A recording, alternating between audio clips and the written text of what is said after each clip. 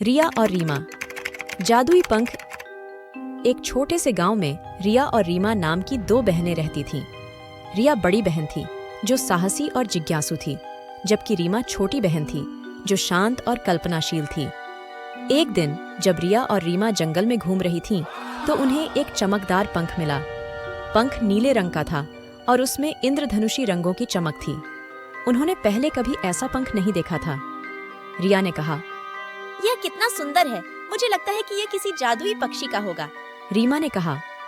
चलो इसे अपने साथ ले चलते हैं और पता लगाते हैं कि यह किसका है। उन्होंने पंख को अपने साथ लिया और घर वापस चले गए। जब उन्होंने अपनी माँ को पंख दिखाया तो वह हैरान रह गई। माँ ने कहा, यह तो बहुत ही अद्भुत पंख है। मैंने ऐसा पंख कभी नहीं देखा। उस रात रिया और रीमा ने सपना देखा कि वे एक सुंदर बगीचे में थीं। बगीचे में उन्होंने एक जादुई पक्षी को देखा जिसके पंख नीले रंग के थे और उनमें इंद्रधनुषी रंगों की चमक थी। पक्षी ने कहा, तुम दोनों ने मेरा पंख ढूंढ लिया है। मैं तुम्हें एक इनाम देना चाहता हूँ। पक्षी ने रिया को एक जादुई हार दिया जो उसे अदृश्य होने की शक्ति देता था। रीमा को उसने एक जादुई तलवार दी जो उसे किसी भी चीज को काटने की शक्ति देता था। अगली सुबह जब रिया और रीमा जागीं, तो उन्हें अपने हाथों में हार और तलवार मिली। उन्हें पता था कि उनका सपना सच था। उन्होंने हार और तलवार को अपने साथ रखने का फैसला किया और उनका इस्तेमाल अच्छे कामों के लिए करने का वादा किया।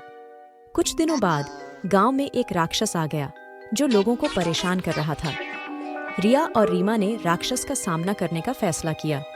रिया ने अपनी हार पहनकर खुद को अदृश्य कर लिया और रीमा ने अपनी तलवार से राक्षस पर हमला कर दिया।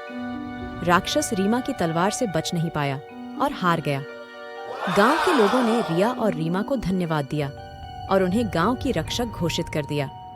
रिया और रीमा ने सीखा कि दोस्ती और साहस से कुछ भी हासिल किया जा सकता है, यहाँ तक कि जादुई शक्तियां भी प्राप्त की जा सकती।